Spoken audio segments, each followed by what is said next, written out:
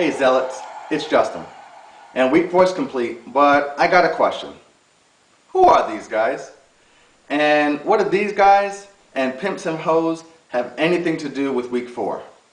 Well, I'm going to answer that. But first, let me congratulate this week's star performers. The Smasher winners for week 4 go to the DC Browns, the capital M-O-F-O-S exclamation mark Mofos, the Gladiators, the Mississippi Bullbacks. Am I saying that right? Mooses? Ladies, can I get some help? The Mississippi Bullbacks. One more time. The Mississippi Bullbacks. Thanks, ladies. And of course, the league high score goes to the Bunker Hill Bastards, scoring 105 in a really tight nail biter against the Rangers. Now, again, who are these guys? Well, these guys are actually all this guy. And this guy is Damian Barton, owner of the Mississippi Bullbacks. One more time, ladies. Mississippi Bullbacks. Thank you. Now, this guy is a hoe. And that's a compliment ranging back to our collegehood days. And this week, I don't know whether he knows it or not, but he beat a pimp. Another compliment. He beat Tony from the Crown Royals. Now, there are 4 pimps in the league, but this year he's going to face 3 of them.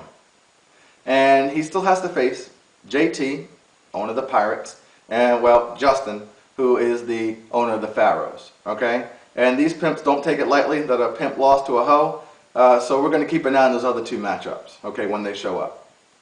Now, in the Battle of Divisions, which we talked about last week, I want to take a look at that. We have the Kemet and the Kush Empire. Now, Kemet won 3 games to Kush's 1, okay, which is pretty amazing. The only person in the Kush Empire to win was the I got it, ladies, the Mississippi Bullbacks. Okay, when I say this guy's doing big things, he is. He came in, he took over a team that really wasn't being managed.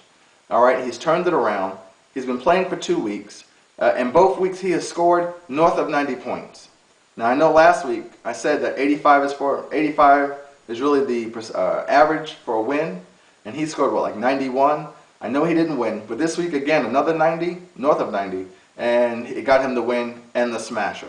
So good job to him. He's really doing some big things there, and we want to congratulate him and watch and see if he can turn that that winning ratio around. Now, the other game that needs to be looked at there is the Q versus the Punishers. I don't know if you guys remember, but this was actually the playoff game for 2008. Well, the Punishers won in 2008, and they won this year. The Q, surprisingly, is a 1-3, okay, and that's not really his average. You know that is making him pull out his hair, okay? This guy's competitive, or else he wouldn't be a zealot. But sitting on top of that division are the DC Dingoes. They are 3-1. We talked about change happening, and there's a clear example that change is happening. Now, in the Mali versus the Zulu Empire, 2 strong empires facing off each other, it's not surprising that they split it, 2-2, okay? But there are 3 games I want to take a look at. One are the Bastards versus the Rangers. Both teams went into this game 3-0. Only one person can come out with the win, and that win went to the Bunker Hill Bastards. Now, this guy has a problem with the way I say his name, Bastards, but it's just the way it rolls off the tongue. But it's not just me. Let's take a listen and see how some other people say it.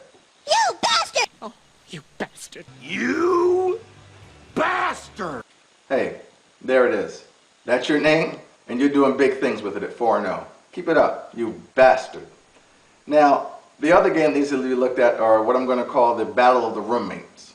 Now, you know how roommates are. There's always something amiss whenever 2 people stay with each other, all right? Whether it be the pizza man not getting tipped at all, surprisingly, or somebody's always got some lady over the place. There's always something awry. And the game that I'm talking about are the Orphans, Makers, and against the Pirates, excuse me. Now, these guys have never seen each other on the gridiron before, okay? It's the first time, and the Orphan Makers took the win.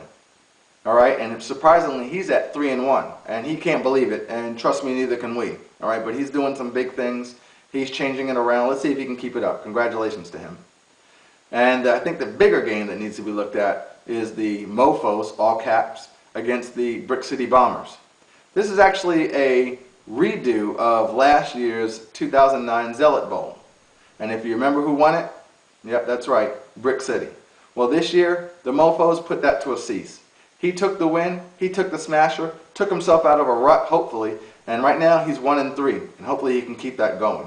So congratulations to him. We'll keep an eye on that guy. He's competitive, and he's a really good owner and manager.